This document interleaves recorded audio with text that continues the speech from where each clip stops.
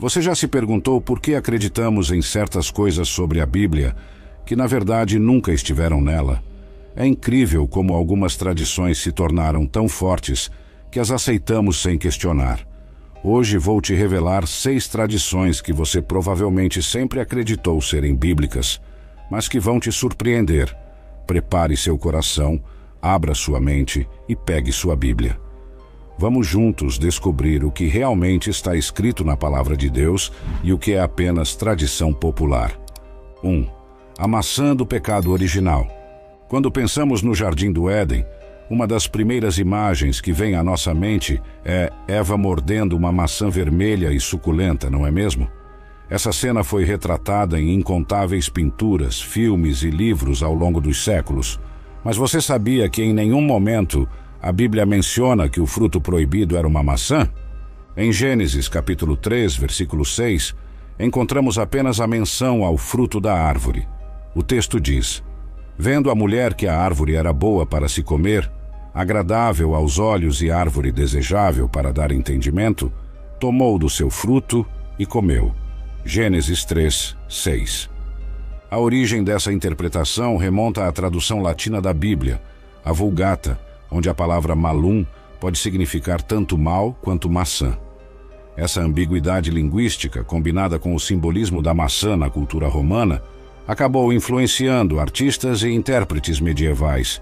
Na verdade, o foco da narrativa bíblica não está no tipo de fruto, mas sim na desobediência de Adão e Eva ao comando divino. Em Gênesis 2, versículos 16 e 17, Deus é claro: de toda a árvore do jardim podes comer livremente, mas da árvore do conhecimento do bem e do mal não comerás. Alguns estudiosos sugerem que o fruto poderia ter sido uma romã, um figo ou até mesmo uma tâmara, frutas comuns na região do Crescente Fértil, onde tradicionalmente se acredita que ficava o Jardim do Éden. No entanto, o importante é entender que a essência da história não está no fruto em si, mas nas consequências da desobediência. O verdadeiro fruto proibido foi a escolha de não confiar em Deus e buscar sabedoria e poder independentemente dele. Como nos ensina Romanos 5, versículo 19, porque, como pela desobediência de um só homem, muitos foram feitos pecadores, assim pela obediência de um só, muitos serão feitos justos. 2. Os 3 reis magos. Todo Natal a gente vê aquela cena tradicional. 3 reis magos, cada um com sua coroa dourada, montados em camelos, seguindo a estrela de Belém para levar presentes ao menino Jesus. Mas você vai se surpreender ao saber que a Bíblia nunca mencionou que eram 3, nem que eram reis, e muito menos seus nomes, Melquior, Gaspar e Baltazar. Vamos ver o que realmente diz Mateus 2, versículos 1 e 2. Tendo Jesus nascido em Belém da Judéia, no tempo do rei Herodes, eis que vieram magos do Oriente a Jerusalém perguntando: onde está o recém-nascido rei dos judeus? Porque vimos a sua estrela no Oriente e viemos adorá-lo. O texto bíblico usa a palavra magos, que em grego é magoi. Eles eram provavelmente astrônomos e estudiosos, possivelmente da região da Pérsia ou Babilônia, onde havia uma forte tradição de estudo dos astros. A ideia de que eram reis veio muito depois, baseada em interpretações de profecias como a de Isaías 60. As nações se encaminharão para a tua luz e os reis para o resplendor da tua aurora. O número 3 surgiu provavelmente por causa dos 3 presentes mencionados: ouro, incenso e mirra. Mas poderiam ter sido 2 magos trazendo 3 presentes, ou 10 magos trazendo 3 tipos de presentes. A Bíblia simplesmente não especifica. E aqui tem outro detalhe interessante. Quando os magos chegaram, Jesus já não estava mais na manjedoura. Mateus 2, versículo 11 diz: entrando na casa, viram o menino com Maria, sua mãe. Percebeu? Ele estava numa casa, não num estábulo. Estudiosos acreditam que os magos chegaram meses ou até anos depois do nascimento de Jesus. Os presentes que eles trouxeram eram extremamente significativos. O ouro representava a realeza, o incenso divindade, usado em adoração, e a mirra, usada em embalsamentos, prenunciava o sacrifício de Jesus. Como diz o Salmo 72, versículos 10 e 11, os reis de Tarsis e das ilhas trarão presentes, os reis de Sabá e de Seba oferecerão dons, e todos os reis se prostrarão perante ele. Chamada para a ação interativa. Está gostando dessas revelações? Comenta aqui embaixo qual dessas descobertas mais te surpreendeu até agora. E não esquece de compartilhar esse vídeo com aquele amigo que adora descobrir curiosidades bíblicas. O mais importante dessa história não é quantos magos eram ou se tinham coroa. O que realmente importa é que eles representam os primeiros gentios, não judeus, a reconhecer e adorar Jesus como rei. Eles viajaram de muito longe, seguindo uma estrela, movidos pela fé, para encontrar e adorar o Salvador. Esta história nos ensina sobre perseverança na busca por Jesus, mesmo quando o caminho é longo. Como diz Jeremias 29, versículo 13, buscar-me-eis e me achareis quando me buscardes de todo o vosso coração. 3. Maria Madalena como prostituta. Uma das ideias mais difundidas sobre personagens bíblicos é que Maria Madalena era uma prostituta antes de conhecer Jesus. Esta história aparece em filmes, livros e até em sermões. Mas você sabia que isso nunca foi mencionado na Bíblia? O que realmente sabemos sobre Maria Madalena? Lucas 8, versículo 2 nos diz: Maria, chamada Madalena, da qual saíram 7 demônios. Ela era uma mulher de Magdala, uma cidade próspera às margens do mar da Galileia, e Jesus a libertou de uma opressão espiritual severa. A confusão começou quando as pessoas misturaram 3 histórias diferentes. Maria Madalena, a mulher pecadora que ungiu os pés de Jesus com perfume, Lucas 7, versículos 36 a 50, e Maria de Betânia, irmã de Marta e Lázaro. São 3 mulheres diferentes que, ao longo dos séculos, foram erroneamente combinadas em uma só. Na verdade, Maria Madalena era uma seguidora dedicada de Jesus. Ela estava presente nos momentos mais importantes do ministério dele. Foi uma das poucas que permaneceu ao pé da cruz, João 19, versículo 25, ajudou no sepultamento, Marcos 15, versículo 47, e foi a primeira pessoa a ver Jesus ressuscitado, João 20, versículos 14 a 18. Pense só, Jesus confiou a ela a mensagem mais importante da história, sua ressurreição. João 20, versículos 17 e 18 registra: Vai a meus irmãos e dize-lhes: Subo para meu Pai e vosso Pai, para meu Deus e vosso Deus. Então foi Maria Madalena anunciar aos discípulos: Vi o Senhor. O exemplo de Maria Madalena nos ensina sobre transformação e propósito. Depois de ser liberta, ela não apenas seguiu Jesus, mas se tornou uma das principais testemunhas de seu ministério. Como diz 2 Coríntios 5, versículo 17, Se alguém está em Cristo, é nova criatura. As coisas antigas já passaram, eis que se fizeram novas. Esta história também nos mostra como Jesus valorizava as mulheres numa época em que elas eram marginalizadas. Ele não só as aceitava como seguidoras, mas lhes confiava papéis importantes. Maria Madalena não precisa de lendas ou histórias inventadas. Sua verdadeira história bíblica já é poderosa o suficiente. A transformação de Maria Madalena não foi de prostituta para seguidora, mas de uma pessoa espiritualmente oprimida para uma líder espiritual. Como diz Gálatas 5, versículo 1, Para a liberdade foi que Cristo nos libertou. Permanecei, pois, firmes, e não vos submetais de novo a jugo de escravidão. 4. O Natal, em 25 de dezembro. Quando dezembro chega, o mundo inteiro se prepara para celebrar o Natal no dia 25. Árvores enfeitadas, presépios montados, luzes coloridas por toda parte. Mas aqui vai uma revelação que pode te surpreender. A Bíblia nunca mencionou essa data para o nascimento de Jesus. Na verdade, existem vários indícios de que ele nasceu em outra época do ano. Vamos começar analisando o que a Bíblia realmente nos conta sobre o nascimento de Jesus. Em Lucas 2, versículo 8, encontramos uma pista interessante. Havia pastores que estavam nos campos e guardavam o seu rebanho durante as vigílias da noite. Para entender por que isso é significativo, precisamos conhecer um pouco sobre o clima e os costumes da região de Belém. Na Judéia, dezembro é um período de chuvas e frio intenso. Os pastores daquela época não costumavam manter seus rebanhos nos campos durante as noites de inverno. Era uma prática que acontecia principalmente entre março e outubro. Os animais ficavam protegidos em abrigos durante a estação mais fria, especialmente à noite, quando as temperaturas despencavam. Outro detalhe revelador está em Lucas 2, versículos 1 a 4, quando menciona o recenseamento ordenado por César Augusto. O texto nos diz: naqueles dias, César Augusto publicou um decreto ordenando o recenseamento de todo o Império Romano.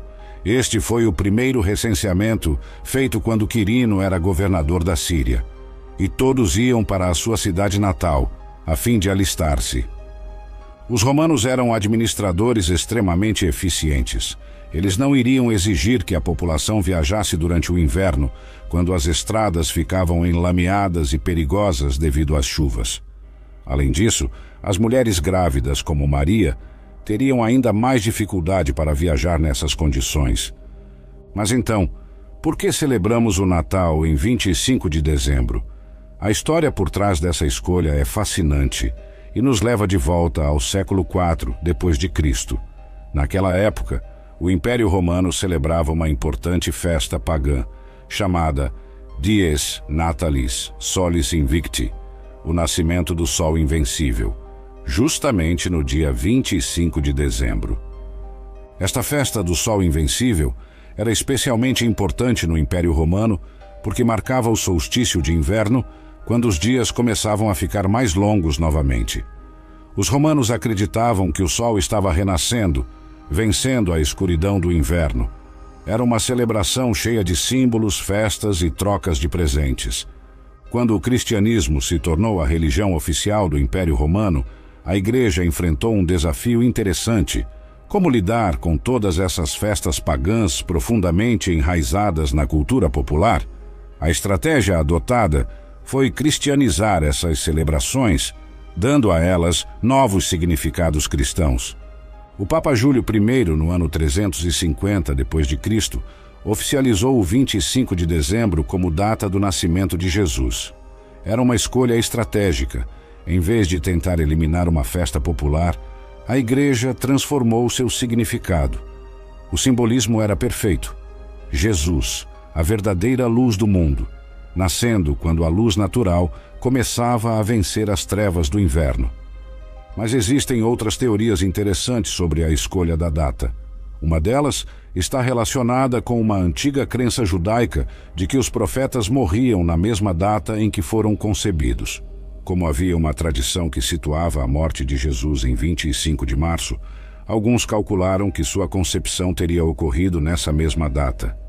Contando 9 meses depois, chegamos a 25 de dezembro. Os evangelhos nos dão algumas pistas sobre quando Jesus pode ter realmente nascido.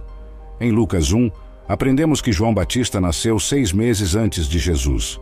O texto também menciona que Zacarias, pai de João, estava servindo no templo quando recebeu a notícia da gravidez de Isabel. Conhecendo a escala dos sacerdotes no templo, alguns estudiosos sugerem que Jesus pode ter nascido no outono, possivelmente durante a festa dos tabernáculos. Falando em festa dos tabernáculos, tem um simbolismo lindo nisso. Em João 1, versículo 14, quando diz que o Verbo se fez carne e habitou entre nós, a palavra habitou, em grego, literalmente significa tabernaculou, ou armou sua tenda. Se Jesus realmente nasceu durante essa festa, seria uma representação perfeita de Deus vindo habitar entre seu povo. As próprias condições do nascimento de Jesus nos dão mais pistas. Lucas 2, versículo 7, conta que não havia lugar para eles na hospedaria. Belém ficava lotada durante as grandes festas judaicas, quando peregrinos vinham de todas as partes.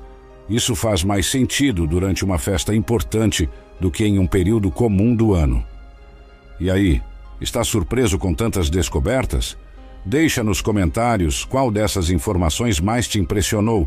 Continua assistindo porque tem muito mais pela frente. Os primeiros cristãos, inclusive, nem celebravam o nascimento de Jesus. Eles focavam na sua morte e ressurreição.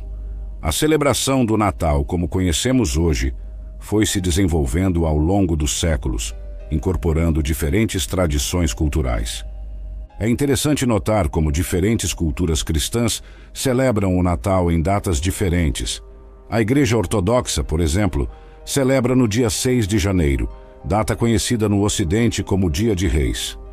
Algumas igrejas armênias celebram no dia 18 de janeiro. O mais fascinante é como Deus usou até mesmo uma data originalmente pagã para espalhar a mensagem do Evangelho. Como diz Romanos 8, versículo 28, todas as coisas cooperam para o bem daqueles que amam a Deus.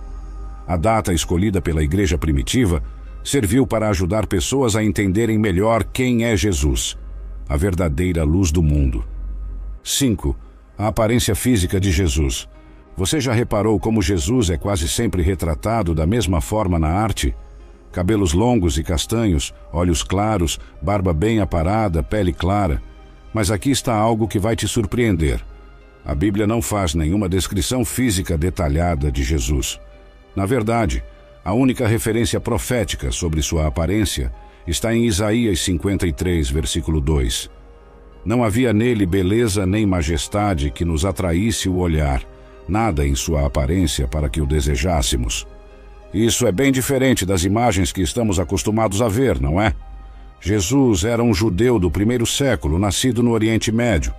Considerando o contexto histórico e geográfico, ele provavelmente tinha características típicas dos homens daquela região: pele mais escura, cabelos e olhos castanho escuros, estatura mediana. O retrato comum de Jesus que conhecemos hoje foi fortemente influenciado pela arte renascentista europeia. Artistas como Leonardo da Vinci e Michelangelo retratavam Jesus parecido com as pessoas de sua própria cultura, europeus de pele clara. Uma descoberta arqueológica interessante vem de uma antiga sinagoga em Dura Europos, na Síria, datada do século III. As pinturas murais encontradas lá mostram como os judeus daquela época se vestiam e se pareciam. É provável que Jesus se assemelhasse muito mais a essas representações do que as imagens renascentistas que conhecemos. Paulo nos dá uma dica importante em Filipenses 2, versículo 7, dizendo que Jesus esvaziou-se a si mesmo, tomando a forma de servo, fazendo-se semelhante aos homens. Ele escolheu ser comum em sua aparência, identificando-se completamente com aqueles a quem veio salvar. Na cultura de Jesus, os homens geralmente mantinham o cabelo curto. Paulo até menciona em 1 Coríntios 11, versículo 14, que não ensina a própria natureza que é desonroso para o homem ter cabelo comprido. Isso sugere que Jesus provavelmente não tinha os cabelos longos, como costumamos ver nas pinturas. Como carpinteiro, em grego tekton, que também pode significar construtor ou artesão, Jesus provavelmente tinha um corpo forte pelo trabalho físico. Ele conseguiu sobreviver a uma terrível flagelação antes da crucificação, o que sugere uma constituição física resistente. O mais fascinante é que a falta de descrição física de Jesus nos ajuda a entender que sua mensagem e seu sacrifício são universais. Como diz Gálatas 3, versículo 28, não há judeu nem grego, escravo nem livre, homem nem mulher, pois todos são um em Cristo Jesus. Nos tempos modernos, cientistas forenses tentaram reconstruir como seria a aparência de um homem judeu típico do primeiro século da Judéia. O resultado é bem diferente das imagens tradicionais. Um homem de estatura mediana, cerca de 1,70 m, pele morena queimada pelo sol, cabelos escuros e curtos, barba comum para os padrões judaicos da época. 6. Anjos com asas e auréolas. Quando pensamos em anjos, logo imaginamos seres lindos, com asas brancas enormes e auréolas douradas brilhando sobre suas cabeças. Essa imagem está em todo lugar, pinturas, filmes, decorações natalinas, mas você vai se surpreender ao descobrir que a Bíblia retrata os anjos de uma forma bem diferente. Na maioria das aparições bíblicas, os anjos se apresentam como homens comuns. Em Gênesis 18, quando 3 anjos visitam Abraão, eles parecem tão normais que ele inicialmente os trata como simples viajantes. Em Hebreus 13, versículo 2, somos lembrados: não vos esqueçais da hospitalidade, porque por ela alguns, sem o saberem, hospedaram anjos. Os únicos seres angelicais descritos com asas na Bíblia são os querubins e serafins. Em Isaías 6, versículo 2, os serafins são descritos com 6 asas. Com 2 cobriam o rosto, com 2 cobriam os pés e com 2 voavam. Já os querubins aparecem no tabernáculo e no templo com 2 asas, mas são bem diferentes dos anjinhos fofos que costumamos ver. Quanto às auréolas, nem uma única menção na Bíblia. Esse símbolo veio da arte greco-romana, onde círculos de luz eram usados para representar divindade ou poder sobrenatural. Na verdade, quando os anjos aparecem na Bíblia, a reação das pessoas é frequentemente de medo. Em Lucas 2, versículo 9, quando o anjo aparece aos pastores, o texto diz: e tiveram grande temor. É por isso que quase sempre a primeira coisa que os anjos dizem é: não temais. Existe uma hierarquia angelical mencionada na Bíblia. Temos arcanjos como Miguel, mencionado em Judas 1, versículo 9. Temos os querubins, que guardavam a entrada do Éden em Gênesis 3, versículo 24, e os serafins, que aparecem em volta do trono de Deus, em Isaías 6. Cada um tem funções diferentes. O anjo Gabriel, que aparece tanto para Daniel no Antigo Testamento, quanto para Maria no Novo, nunca é descrito com asas. Em Daniel 9, versículo 21, ele é descrito simplesmente como o homem Gabriel. Quando aparece para Maria em Lucas 1, também não há menção de asas ou auréola. A arte medieval teve uma enorme influência em nossa visão dos anjos. Os artistas começaram a pintar anjos com asas para simbolizar sua natureza celestial e sua capacidade de transitar entre o céu e a terra. As auréolas foram adicionadas para representar santidade e luz divina. Em Apocalipse, encontramos descrições de anjos bem diferentes das representações artísticas populares. Em Apocalipse 10, versículo 1, um anjo é descrito assim: vi outro anjo forte descendo do céu, envolto em nuvem, com o arco-íris por cima de sua cabeça. O rosto era como o sol, e as pernas como colunas de fogo. O aspecto mais interessante sobre os anjos é que eles são seres espirituais poderosos, mensageiros de Deus, como diz Hebreus 1, versículo 14.